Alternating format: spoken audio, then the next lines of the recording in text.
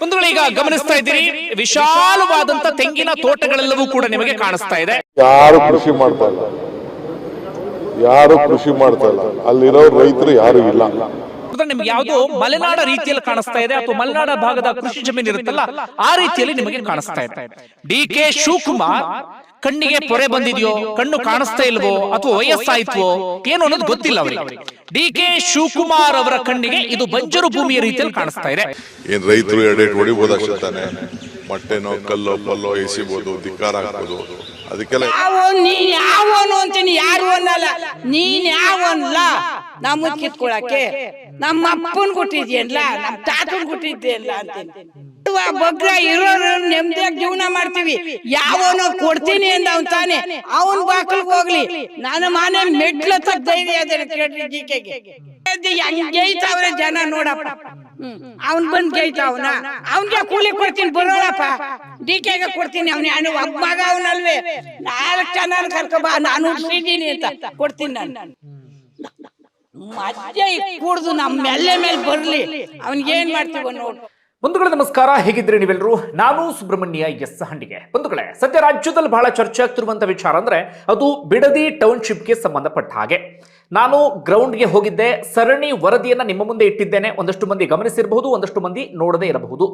ಯೂಟ್ಯೂಬ್ನಲ್ಲಿ ನಿಮಗೆ ಪ್ಲೇ ಲಿಸ್ಟ್ಗೆ ಹೋದ್ರೆ ನಾನೊಂದು ಬಿಡದಿ ಎನ್ನುವಂಥ ಫೋಲ್ಡರ್ನ ಮಾಡಿದ್ದೇನೆ. ಅದರಲ್ಲಿ ನಿಮಗೆ 8 ರಿಂದ 10 ಸಿರೀಸ್ ಲಭ್ಯ ಆಗ್ತಾ ಹೋಗುತ್ತೆ. ಅಲ್ಲಿ ಈ ಜಮೀನ್ ಹೇಗಿದೆ, ಜನರ ಪ್ರತಿಕ್ರಿಯೆ ಹೇಗಿದೆ, ಏನಿದು ಯೋಜನೆ, ಸಂಪೂರ್ಣವಾದಂಥ ವಿವರಣೆ ನಿಮ್ಗೆ ಅದರಲ್ಲಿ ಸಿಗ್ತಾ ಹೋಗುತ್ತೆ. ಈಗ ಈ ವಿಡಿಯೋ ವಿಚಾರಕ್ಕೆ ಬರೋಣ. ಬಂಧುಗಳೇ, ಬಿಡದಿ ಟೌನ್ಶಿಪ್ ಯೋಜನೆಯ ವಿಚಾರ ನಾನು ಅಲ್ಲಿ ಗ್ರೌಂಡ್ಗೆ ಹೋಗುವ ಸಂದರ್ಭದಲ್ಲಿ ಬಹಳ ಚರ್ಚೆಯನ್ನು ಆಗ್ತಾ ಇರಲಿಲ್ಲ. ಆಗ ಸಾಮಾಜಿಕ ಜಾಲತಾಣದಲ್ಲಿ ಒಂದಷ್ಟು ಚರ್ಚೆ ಆಗ್ತಾ ಇತ್ತು. ಕೇವಲ ಬಿಡದಿ ಅಥವಾ ಸುತ್ತಮುತ್ತ ಭಾಗದಲ್ಲಿ ಮಾತ್ರ ಚರ್ಚೆ ಆಗ್ತಿತ್ತು. ಆದರೆ ಇದೀಗ ರಾಜ್ಯವನ್ನೇ ತಲುಪಿಬಿಟ್ಟಿದೆ. ರಾಜಕೀಯ ವಾಕ್ಸಮರಕ್ಕೂ ಕೂಡ ಕಾರಣ ಆಗಿದೆ. ಇದು ಸಾಮಾನ್ಯವಾದಂಥ ವಿಚಾರ ಅಲ್ಲ. ಎಷ್ಟೋ ಕಡೆಗಳಲ್ಲಿ ಇದೇ ಭೂಸ್ವಾಧೀನ ವಿಚಾರ ಸರ್ಕಾರವನ್ನ ಉರುಳಿಸಿದಂಥ ಉದಾಹರಣೆಯೂ ಕೂಡ ಇದೆ. ನೀವು ಪಶ್ಚಿಮ ಬಂಗಾಳ TMC ಅಧಿಕಾರಕ್ಕೆ ಬಂದಿದ್ದೆ ಹಾಗೆ. ಈ ನಂದಿ ಗ್ರಾಮದಲ್ಲಿ ಒಂದು ಭೂಸ್ವಾಧೀನ ಯೋಜನೆಯನ್ನು ವಿರೋಧಿಸಿಯೇ TMCಯಲ್ಲಿ ಅಧಿಕಾರಕ್ಕೆ ಬಂದಿದ್ದು. ಈ ರೀತಿಯಾಗಿ ಸಾಕಷ್ಟು ಕಡೆಗಳಲ್ಲಿ ಭೂಸ್ವಾಧೀನ ಎನ್ನುವಂಥ ವಿಚಾರ ರಾಜಕೀಯವಾಗಿಯೂ ಕೂಡ ಅಲ್ಲಿ ಟರ್ನ್ಸು ಟ್ವಿಸ್ಟ್ ಎಲ್ಲವನ್ನೂ ಕೂಡ ಕೊಟ್ಟಂತ ಉದಾಹರಣೆ ಇದೆ. ಈಗ ರಾಜಕೀಯ ವಾಕ್ಸಮರ ಅಂದ್ರೆ ಒಂದು ಕಡೆಯಿಂದ HD ಕುಮಾರಸ್ವಾಮಿ ಇದಕ್ಕೆ ವಿರೋಧ ವ್ಯಕ್ತಪಡಿಸ್ತಾ ಇದ್ದಾರೆ, ಮತ್ತೊಂದು ಕಡೆಯಿಂದ ಡಿ.ಕೆ. ಶಿವಕುಮಾರ್ ವಿಪರೀತವಾದಂತಹ ಆಸಕ್ತಿಯನ್ನು ತೋರಿಸ್ತಿದ್ದಾರೆ. ಆಸಕ್ತಿಯ ಹಿನ್ನೆಲೆಯೇ ಅರ್ಥ ಆಗ್ತಾ ಇಲ್ಲ. ಇದೇ ವಿಚಾರಕ್ಕೆ ಸಂಬಂಧಪಟ್ಟ ಹಾಗೆ ಇದೀಗ ಕುಮಾರಸ್ವಾಮಿ ಹಾಗೆ ಡಿ.ಕೆ. ಶಿವಕುಮಾರ್ ನಡುವೆ ತೀವ್ರವಾದಂಥ ಜಟಾಪಟಿ ನಡೀತಾ ಇದೆ. ಡಿ.ಕೆ. ಶಿವಕುಮಾರ್ ಮತ್ತೆ ಕಾಂಗ್ರೆಸ್ನವ್ರು ಹೇಳ್ತಾ ಇರೋದೇನೋ ಶುರು ಮಾಡಿದ್ದೆ ನೀವು ಅಂತ ಕುಮಾರಸ್ವಾಮಿ ಕಡೆಗೆ ಬೆರಳು ಮಾಡಿ ತೋರಿಸ್ತಾ ಇದ್ದಾರೆ. ಕುಮಾರಸ್ವಾಮಿ ಏನು ಹೇಳ್ತಾ ಇರೋದು, ನಾನು ಮಾಡಿದ್ದು ಹಾಗಲ್ಲ, ನಾನು ಮಾಡಿದ್ದು ಬೇರೆ ಏನೋ ಎನ್ನುವ ರೀತಿಯಲ್ಲಿ ಕುಮಾರಸ್ವಾಮಿ ಹೇಳ್ತಾ ಇದ್ದಾರೆ. ಹಾಗಾದ್ರೆ ಅಸಲಿ ವಿಚಾರ ಏನು ಅನ್ನೋದು ನಾನು ನಿಮಗೆ ವಿವರಿಸ್ತಾ ಹೋಗ್ತೀನಿ. ಕುಮಾರಸ್ವಾಮಿ ಶುರು ಮಾಡಿದ್ದು ಹೇಗೆ, ಏನೇನು, ಕುಮಾರಸ್ವಾಮಿ ಹೇಳ್ತಿರೋ ಸತ್ಯನ ಏನ್ ಕತೆ ಎನ್ನುವಂಥ ರೀತಿಯಲ್ಲಿ. ಮತ್ತೊಂದು ಕಡೆಯಿಂದ ಈ ಯೋಜನೆಗೆ ಸಂಬಂಧಪಟ್ಟ ಹಾಗೆ ಸದ್ಯ ಆಗ್ತಿರುವಂಥ ಬೆಳವಣಿಗೆ ಏನು ಅದೆಲ್ಲವನ್ನು ಕೂಡ ಗಮನಿಸ್ತಾ ಹೋಗೋಣ. ಬಂಧುಗಳೇ, ಬಿಡದಿ ಟೌನ್ಶಿಪ್ ಅಂದ್ರೆ ಸಿಂಪಲ್, ಬೆಂಗಳೂರಿನ ಮೇಲೆ ಒತ್ತಡ ಜಾಸ್ತಿ ಆಗ್ತಿದೆ ಎನ್ನುವ ಕಾರಣಕ್ಕಾಗಿ ಬೆಂಗಳೂರಿಗೆ ಸಮೀಪ ಇದೆ. ಹಾಗೆ ಮೈಸೂರು ದಶಪಥ ಹೆದ್ದಾರಿ ಇದೆಯಲ್ಲ ಅದಕ್ಕೂ ಸಮೀಪ ಇದೆ. ಹಾಗೆ ಆ ಕಡೆ ರಿಂಗ್ ರೋಡ್ ಇದೆಯಲ್ಲ ಅದಕ್ಕೂ ಸಮೀಪ ಇದೆ ಎನ್ನುವ ಕಾರಣಕ್ಕಾಗಿ ಬಿಡದಿಯನ್ನ ಈ ಟೌನ್ಶಿಪ್ ಯೋಜನೆಗೋಸ್ಕರ ಆಯ್ಕೆ ಮಾಡಿಕೊಳ್ಳಲಾಯಿತು. ಅಲ್ಲಿ ಬೈರಮಂಗಲ, ಕೆಂಚುಗಾರನಹಳ್ಳಿ ಈ ವ್ಯಾಪ್ತಿಗೆ ಬರುವಂತ ಹೆಚ್ಚು ಕಡಿಮೆ ಒಂದು 25 ಊರುಗಳು, 9 ಕಂದಾಯ ಗ್ರಾಮಗಳು ಇದರ ವ್ಯಾಪ್ತಿಗೆ ಬರುತ್ತೆ. ಯೋಜನೆಯ ಮೊತ್ತ ಹೆಚ್ಚು ಕಡಿಮೆ 20,000 ಕೋಟಿ ಅಷ್ಟು ಹಣವನ್ನ ಅಲ್ಲಿ ವಿನಿಯೋಗಿಸಿ ಅಲ್ಲಿ ಟೌನ್ಶಿಪ್ ಅನ್ನ ನಿರ್ಮಾಣ ಮಾಡಲಾಗುತ್ತೆ. ಏನದು ಟೌನ್ಶಿಪ್ ಅಂದ್ರೆ ಅಲ್ಲಿ ಜನರ ಬದುಕಿಗೂ ವ್ಯವಸ್ಥೆ, ಅಂದ್ರೆ ರೆಸಿಡೆನ್ಷಿಯಲ್ ಏರಿಯಾದ ರೀತಿಯಲ್ಲಿ, ಮತ್ತೊಂದು ಕಡೆಯಿಂದ ಕೈಗಾರಿಕೆಗಳು, IT ಹಬ್ಗಳು ಅವೆಲ್ಲವನ್ನೂ ಕೂಡ ಮಾಡೋದು. ಹಾಗೆ ಹೈಟೆಕ್ ಆಸ್ಪತ್ರೆಯಂತೆ, ಹೈಟೆಕ್ ಏನು ಬೇರೆ ಬೇರೆ ಮಾಲ್ಗಳಂತೆ, ಎಂಟರ್ಟೈನ್ಮೆಂಟ್ ಹಬ್ಗಳಂತೆ, ಹೀಗೆ ಒಂದು ದೊಡ್ಡ ಊರನ್ನಾಗಿ ಸೃಷ್ಟಿ ಮಾಡುವಂತ ಯೋಜನೆ ಇದು. ನನಗೆ ಅರ್ಥವೇ ಆಗದಂಥ ಸಂಗತಿ ಅಂದ್ರೆ ಇವತ್ತೂ ಕೂಡ ಬೆಂಗಳೂರಿನಲ್ಲಿ ಗುಂಡಿ ಬಿದ್ದಂತ ಬೇಕಾದಷ್ಟು ರಸ್ತೆಗಳಿದ್ದಾವೆ. ಇವತ್ತೂ ಕೂಡ ಬೆಂಗಳೂರಿನಲ್ಲಿ 108 ಸಮಸ್ಯೆಗಳಿದ್ದಾವೆ. ಅಭಿವೃದ್ಧಿಯೇ ಹೊಂದದಂತ ಸಾಕಷ್ಟು ಏರಿಯಾಗಳೆಲ್ಲವೂ ಕೂಡ ಇದ್ದಾವೆ. ಬೆಂಗಳೂರಿನಲ್ಲೇ ಇಷ್ಟೆಲ್ಲ ನ್ಯೂನತೆಗಳು ಇರುವಂತ ಸಂದರ್ಭದಲ್ಲಿ ಪಕ್ಕದಲ್ಲಿ ಏನೋ ಒಂದು ಟೌನ್ಶಿಪ್ ಅನ್ನು ನಿರ್ಮಾಣ ಮಾಡಿಬಿಡ್ತಾರಂತೆ. ಏನು ಹೇಳ್ಬೇಕು ನನಗೆ ಅರ್ಥ ಆಗ್ತಾ ಇಲ್ಲ. ನಾನು ಅಭಿವೃದ್ಧಿಗೆ ವಿರೋಧವನ್ನು ವ್ಯಕ್ತಪಡಿಸ್ತಾ ಇಲ್ಲ, ಆದರೆ ಇಲ್ಲೇ ಈ ಪರಿಯಾದಂಥ ಸಮಸ್ಯೆ ಇದೆ. ಇದನ್ನ ಯಾವುದನ್ನು ಕೂಡ ಸರಿ ಮಾಡ್ತಾ ಇಲ್ಲ. ಅಲ್ಲೇನೋ ಹೈಟೆಕ್ ಆಸ್ಪತ್ರೆ ಮಾಡ್ತಾರಂತೆ, ಹೈಟೆಕ್ ಕಾಲೇಜು ಮಾಡ್ತಾರಂತೆ, ಹೈಟೆಕ್ ಸ್ಕೂಲ್ ಮಾಡ್ತಾರಂತೆ, ಹೈಟೆಕ್ ಬದುಕನ್ನು ಕಲ್ಪಿಸಿಕೊಡುವಂಥ ವ್ಯವಸ್ಥೆಯನ್ನ ಮಾಡ್ತಾರಂತೆ. ಅಲ್ಲೇ ನಾವಿರಲ್ಲ ಬಿಡಿ, ಕರ್ನಾಟಕದವ್ರು ಇನ್ನಿರಲ್ಲ, ಅಲ್ಲಿ ಬರೋದು ಯಾರು ಉತ್ತರ ಭಾರತದವರು. ಅವ್ರು ಇತ್ತೀಚೆಗೆ ಈ ಕಡೆ ಜಾಸ್ತಿ ಆಗ್ತಿದ್ರೆ ಟೌನ್ಶಿಪ್ ಆಯಿತು ಅಂದ್ರೆ ಆರಾಮಾಗಿ ಅಲ್ಲಿ ಅವರೆಲ್ಲ ಅಲ್ಲಿ ವಾಸ ಮಾಡೋದಕ್ಕೆ ಶುರು ಮಾಡ್ಕೊಳ್ತಾರೆ. ಹೊಸದಾದಂಥ ಒಂದು ಹಿಂದಿ ಭಾಷಿಕ ಏರಿಯಾ ಅಲ್ಲಿ ಸೃಷ್ಟಿಯಾಗಿ ಬಿಡುತ್ತೆ ಬಿಡಿ. ಓಕೆ, ಇದು ಯೋಜನೆಯ ವಿಚಾರ. ಎಷ್ಟು? 20,000 ಕೋಟಿ ಹಣವನ್ನ ವಿನಿಯೋಗ ಮಾಡ್ತಾ ಇರೋದು. ಈಗ ಅದಕ್ಕೆ ಹೆಚ್ಚು ಕಡಿಮೆ ಒಂದು 9,000 ಎಕರೆ ಭೂ ಸ್ವಾಧೀನವನ್ನ ಮಾಡೋದಕ್ಕೆ ಹೊರಟಿದ್ದಾರೆ. ಅಂದ್ರೆ ರೈತರ ಕೃಷಿ ಭೂಮಿಯನ್ನ ಒತ್ತಾಯಪೂರ್ವಕವಾಗಿ ಕಿತ್ಕೊಳ್ಳೋದಕ್ಕೆ ಹೊರಟಿದ್ದಾರೆ. ಈಗ ಕಾಂಗ್ರೆಸ್ನವರ ವಾದ ಏನಪ್ಪಾ ಅಂದ್ರೆ 80% ರೈತರು ಒಪ್ಪಿದ್ದಾರೆ ಎನ್ನುವ ರೀತಿಯಲ್ಲಿ. ಆರಂಭದಲ್ಲಿ ಡಿ ಕೆ ಶಿವಕುಮಾರ್ ರೈತರೇ ಇಲ್ಲ ಅಂದ್ರು, ಬಂಜರು ಭೂಮಿ ಅಂದ್ರು, ಬೇರೆ ಬೇರೆ ವಾದ ಮಾಡಿದ್ರೆ ಈಗ ಹೇಳ್ತಿರೋದನ್ನ 80% ರೈತರು ಒಪ್ಪಿದ್ದಾರೆ ಅಂತ. ಆದ್ರೆ ಮೊನ್ನೆ ತಾನೇ ಒಂದು 3,500 ರೈತರು ಡಿಸಿ ಒಂದು ಆಕ್ಷೇಪಣೆ ಪತ್ರವನ್ನ ಬರೆದಿದ್ದಾರೆ. ಮೊನ್ನೆ ತಾನೇ 3,500 ರೈತರು ಈ ಡಿ ಕೆ ಶಿವಕುಮಾರ್ 80% ರೈತರು ಒಪ್ಪಿದ್ದಾರೆ ಎನ್ನುವಂತ ಮಾತನ್ನ ಹೇಳ್ತಾ ಇದ್ದಾರೆ. ರೈತರು ವಾದ ನಿಮ್ಮೆಲ್ಲರಿಗೂ ಕೂಡ ಗೊತ್ತಾಯಿದೆ. ಇದು ಕೃಷಿ ಜಮೀನು, ನಮ್ಮ ಮುಂದಿನ ಆಧಾರ ಏನು, ನಾವೆಲ್ಲವನ್ನು ಕೂಡ ಕಳ್ಕೊಂಡ್ಬಿಟ್ರೆ ಏನ್ ಮಾಡೋದು ಅನ್ನೋದು ಅವರ ಪ್ರಶ್ನೆ ಆಗಿದೆ. ಇತ್ತ ಡಿ ಕೆ ಶಿವಕುಮಾರ್ ಬೇರೆ ಬೇರೆ ರೀತಿಯಲ್ಲಿ ಹೇಳ್ತಿದ್ದಾರೆ. ಅವರು ಪರಿಹಾರವನ್ನು ಹೇಳ್ತಿದ್ದಾರೆ. ಏನು ಪರಿಹಾರ? ಎಕರೆಗೆ ನಿಮಗೆ ಹೆಚ್ಚು ಕಡಿಮೆ 2 ಕೋಟಿ ಕೊಡ್ತೀವಿ. ನೀವು 2 ಕೋಟಿಯನ್ನ ತೆಗೆದುಕೊಂಡಿಲ್ಲ ಅಂತಾದ್ರೆ ನಿಮಗೆ 50% ಅಭಿವೃದ್ಧಿ ಪಡಿಸಿದಂತ ಭೂಮಿಯನ್ನ ಕೊಡ್ತೀವಿ ಅಂತ. ಉದಾಹರಣೆಗೆ 1 ಎಕರೆ ಈಗ ವಶಕ್ಕೆ ತೆಗೆದುಕೊಂಡ್ರೆ ಅಂತ ಇಟ್ಕೊಳ್ಳಿ, ಅದರಲ್ಲಿ 50% ಅಭಿವೃದ್ಧಿ ಪಡಿಸಿದ್ದು ಅಂತ ಹೇಳಿ. 50% ಅಂದ್ರೆ 1 ಎಕರೆ ಅಂದ್ರೆ ಅರ್ಧ ಎಕರೆ ಸಿಕ್ಬಿಡುತ್ತೆ ಅಂತಲ್ಲ. ತುಂಬಾ ಜನರದ್ದು ಅದೇ ತಪ್ಪು ನಂಬಿಕೆ ಇರುತ್ತೆ. ಪಾರ್ಕು, ರಸ್ತೆ, ಇನ್ನು ಯಾವ್ದ್ಯಾವ್ದಕ್ಕೂ ಹೋಗಿ ಈ 1 ಎಕರೆ ಅಂದ್ರೆ 43,000 ಚದರ ಅಡಿ ಬರುತ್ತಾ, ಅದರಲ್ಲಿ ರೈತರಿಗೆ ಪರಿಹಾರ ಆಗಿ ಒಂದು 8,000 ಚದರ ಅಡಿ ಸಿಗ್ಬಹುದೇನೋ. 30-40 ಸೈಟ್ ಅಂದ್ರೆ ಒಂದು 5ರಿಂದ 6 30-40 ಸೈಟ್ ಮಾಡುವಷ್ಟು ಭೂಮಿ ಸಿಗಬಹುದೇನೋ. ಅದಕ್ಕೆ ಸಂಬಂಧಪಟ್ಟಾಗಿಯೂ ಕೂಡ ಕ್ಲಾರಿಟಿ ಇಲ್ಲ. ಅಂದ್ರೆ 2 ಆಪ್ಷನ್ ಇಡ್ತಿದ್ದಾರೆ. ಒಂದು ಇಷ್ಟು ದುಡ್ಡು ಕೊಡ್ತೀವಿ, ಇಲ್ಲ ಅಂತಂದ್ರೆ ನಿಮಗೆ ಸೈಟ್ ಅನ್ನ ಕೊಡ್ತೀವಿ, ಅದನ್ನು ಕೂಡ ನೀವು ಮಾರ್ಕೊಳ್ಬಹುದು ಅಂತ. ರೈತರು ಹೇಳ್ತಿರೋದೇನೋ, ನಮಗೆ ಸೈಟು ಬೇಡ, ಭೂಮಿನೂ ಬೇಡ, ನಮಗೆ ಕೃಷಿ ಜಮೀನು ಬೇಕು, ನೆಮ್ಮದಿಯಾಗಿ ಅಲ್ಲಿದ್ದೀವಿ ಅಂತ ಹೇಳಿ. ಅದಕ್ಕಿಂತ ದೊಡ್ಡ ಸಮಸ್ಯೆ ಏನು ರೈತರದ್ದು ಅಂದ್ರೆ, ನಾನು ಆಮೇಲೆ ಎಲ್ಲವನ್ನು ಕೂಡ ವಿವರಿಸ್ತಾ ಹೋಗ್ತೀನಿ. ನಾನು ನಿಮಗೆ ಈಗಲೇ ಹೇಳೋದಾದ್ರೆ, ಅಲ್ಲಿ ಏನಾಗಿದೆ ಅಂದ್ರೆ, ಈಗ 10 ಎಕರೆ 15 ಎಕರೆ ಇದ್ದವರಿಗೆ ಹೆಚ್ಚಿನ ಸಮಸ್ಯೆ ಇಲ್ಲ. ಸಮಸ್ಯೆ ಇರೋದು ಯಾರಿಗೆ ಅಂದ್ರೆ, ಸಣ್ಣ ಸಣ್ಣ ಹಿಡುವಳಿದಾರರಿಗೆ. ಒಂದು 80% ಅವರೇ ಇರೋದು. 17 ಗುಂಟೆ, 15 ಗುಂಟೆ, 20 ಗುಂಟೆ, 25 ಗುಂಟೆ, 1 ಎಕರೆ, ಈ ರೀತಿಯಾಗಿ ತುಂಬಾ ಜನ ರೈತರಿದ್ದಾರೆ. ಅಲ್ಲಿ ಏನಾಗ್ತಿದೆ ಅಂದ್ರೆ, ಒಂದು 25 ಗುಂಟೆ ಜಮೀನಿದೆ ಅಂತ ಇಟ್ಕೊಳ್ಳಿ. ಅಲ್ಲಿ ಅವರು ದನ ಸಾಕೊಂಡಿದ್ದಾರೆ, ಕೋಳಿ ಸಾಕೊಂಡಿದ್ದಾರೆ, ಕುರಿ ಸಾಕೊಂಡಿದ್ದಾರೆ, ಮೀನ್ ಸಾಕಾಣಿಕೆ ಮಾಡ್ತಿದ್ದಾರೆ, ಹಾಗೆ ಸಣ್ಣದಾಗಿ ಅಲ್ಲಿ ಬೆಳೆ ಅಂತದೆಲ್ಲವನ್ನೂ ಕೂಡ ಬೆಳ್ಕೊಂಡಿದ್ದಾರೆ. ಹೆಚ್ಚು ಕಡಿಮೆ ತಿಂಗಳಿಗೆ ಒಂದು 40,000ರಿಂದ 50,000 ದುಡಿಮೆ ಮಾಡ್ತಾ ನೆಮ್ಮದಿಯಾಗಿ ಬದುಕನ್ನು ಸಾಕ್ತಿದ್ದಾರೆ. ಮನೇಲಿ ಒಂದು 4 ಜನ ಇದ್ರೆ 4 ಜನರು ಕೂಡ ಕೆಲಸವನ್ನ ಮಾಡಿ ಆರಾಮಾಗಿ ಲೈಫ್ ಲೀಡ್ ಮಾಡ್ತಿದ್ದಾರೆ. ಅವರಿಗೀಗ ಒಂದು 25 ಗುಂಟೆಗೆ ಇವರು 2 ಕೋಟಿ ಅಂದ್ರಲ್ಲ, ಅವ್ರಿಗೆ ಪರಿಹಾರ ಎಷ್ಟು ಸಿಗಬಹುದು ಅನ್ನೋದನ್ನ ನೀವೇ ಅಂದಾಜು ಮಾಡಿ. ಆ ಹಣ ಇಟ್ಕೊಂಡು ಏನ್ ಮಾಡೋಣ ನಾವು? ಸ್ವಲ್ಪ ದಿನ ಕರ್ಗು ಹೋಗ್ಬಿಡುತ್ತೆ, ಮುಂದೆ ನಮ್ಮ ಬದುಕು ಹೇಗೆ? ಬೇಡ, ಸೈಟ್ ತಗೊಳ್ತೀವಿ ಅಂತಾದ್ರೂ ನಮಗೆ ಸೈಟ್ ಎಷ್ಟು ಸಿಗಕ್ಕೆ ಸಾಧ್ಯ? ಅದರಲ್ಲಿ ಮುಂದಿನ ಜೀವನಾಧಾರ ಏನು ಅನ್ನೋದು ಅವರ ಪ್ರಶ್ನೆ ಆಗಿದೆ. ಇಲ್ಲಿ ಅದಕ್ಕೆ ಸರ್ಕಾರ ಉತ್ತರವನ್ನು ಕೊಡಬೇಕಾಗತ್ತೆ. ಇಷ್ಟೆಲ್ಲ ವಿರೋಧ ವ್ಯಕ್ತವಾಗ್ತಿದ್ರು ಡಿ ಕೆ ಶಿವಕುಮಾರ್ ಮಾತ್ರ ಹಿಂದೆ ಸರಿಲೇ ಇಲ್ಲ. ತಮ್ಮ ಹಠವನ್ನು ಸಡಿಲ ಮಾಡಲಿಲ್ಲ. ಅದರ ಬದಲಾಗಿ ಒಟ್ಟು 9 ಕಂದಾಯ ಗ್ರಾಮಗಳಿದ್ದಾವಲ್ಲ, ಅದರಲ್ಲಿ 3 ಕಂದಾಯ ಗ್ರಾಮಗಳ ಹೆಚ್ಚು ಕಡಿಮೆ 516 ಎಕರೆ ಜಾಗವನ್ನು ಸರ್ಕಾರ ವಶಕ್ಕೆ ತೆಗೆದುಕೊಳ್ತಿದೆ ಅಂಥೇಳಿ ಅಂತಿಮ ಅಧಿಸೂಚನೆಯನ್ನು ಹೊರಡಿಸಲಾಗಿದೆ. ರೈತರಿಗೆ ನೋಟಿಸನ್ನು ಕೂಡ ಸರ್ವ್ ಮಾಡಲಾಗ್ತಿದೆ. ಒಟ್ಟಿಗೆ 9,000 ಎಕರೆ ಅಂದರೆ ಎಲ್ಲ ರೈತರು ದಂಗೆ ಏಳಬಹುದು ಎನ್ನುವ ಕಾರಣಕ್ಕಾಗಿ ಕೇವಲ 3 ಗ್ರಾಮಗಳನ್ನು ಆರಂಭಿಕ ಹಂತದಲ್ಲಿ ಅಂತಿಮ ಅಧಿಸೂಚನೆ ಹೊರಡಿಸಲಾಗಿದೆ.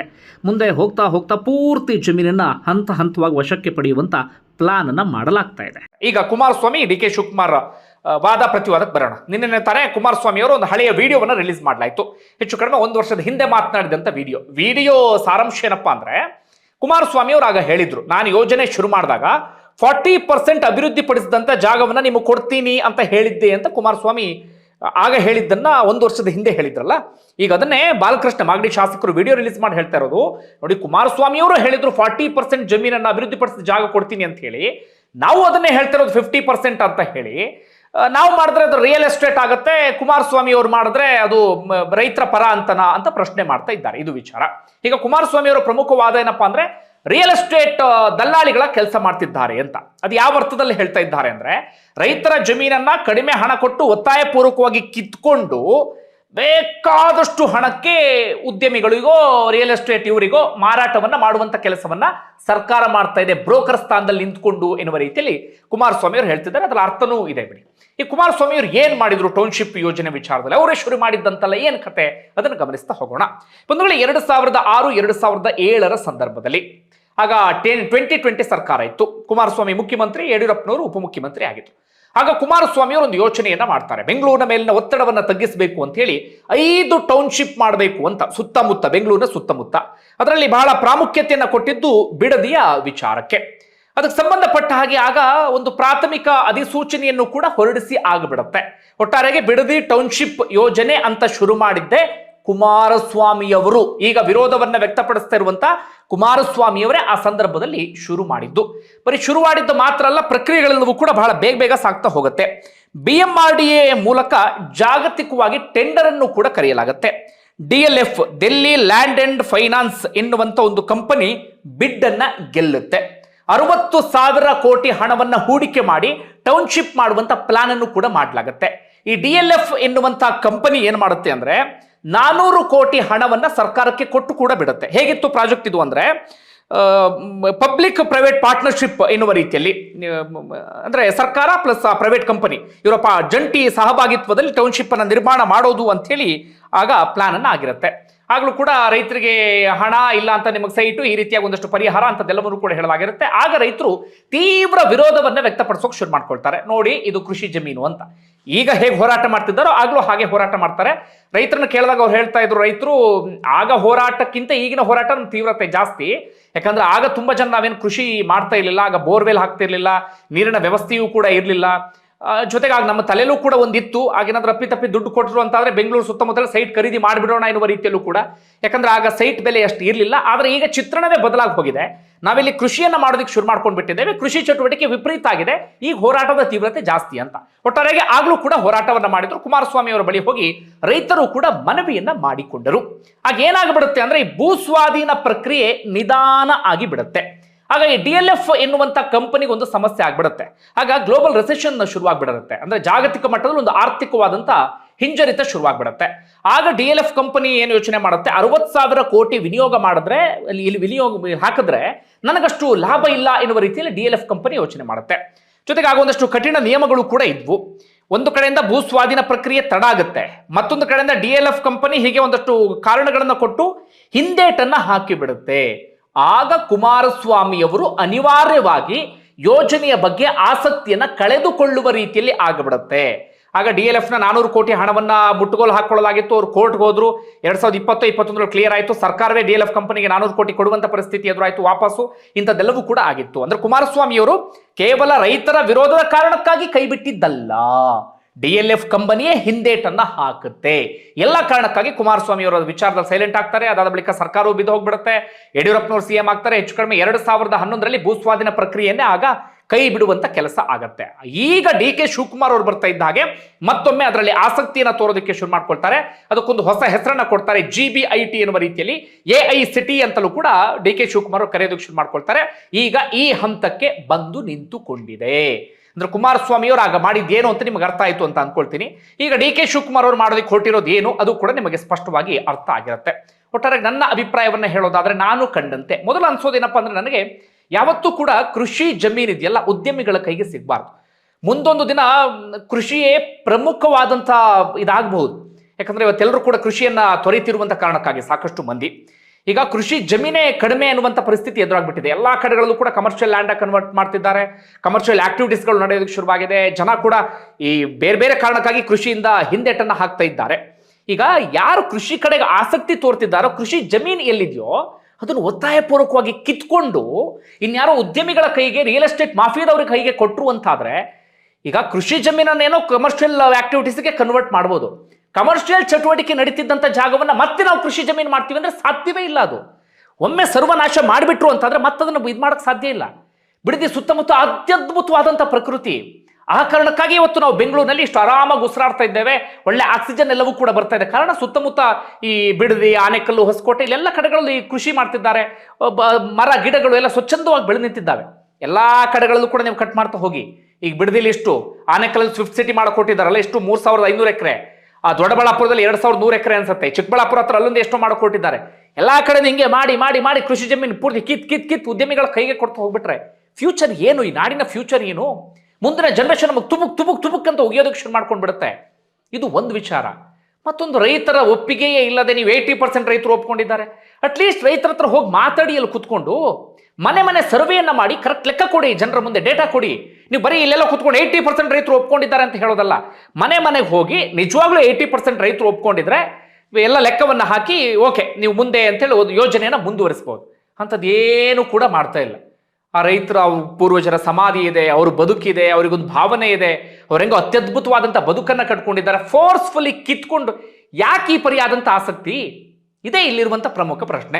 ನನಗೆ ಬಹಳ ಕುತೂಹಲ ಆಗ್ತಿರೋದು, ಸಾಕಷ್ಟು ವಿಚಾರಗಳನ್ನು ಹಿಂದಿನ ವಿಡಿಯೋಗಳಲ್ಲಿ ಹೇಳಿದ್ದೇನೆ, ಹೀಗಾಗಿ ಮತ್ತೊಮ್ಮೆ ಅದನ್ನು ನಾನು ಡ್ರ್ಯಾಗ್ ಮಾಡೋದಕ್ಕೆ ಹೋಗೋದಿಲ್ಲ. ಇಲ್ಲಿ ಬಹಳ ಕುತೂಹಲ ಆಗ್ತಿರೋದು ಬಿಜೆಪಿಯ ನಡೆಗೆ ಸಂಬಂಧಪಟ್ಟ ಹಾಗೆ.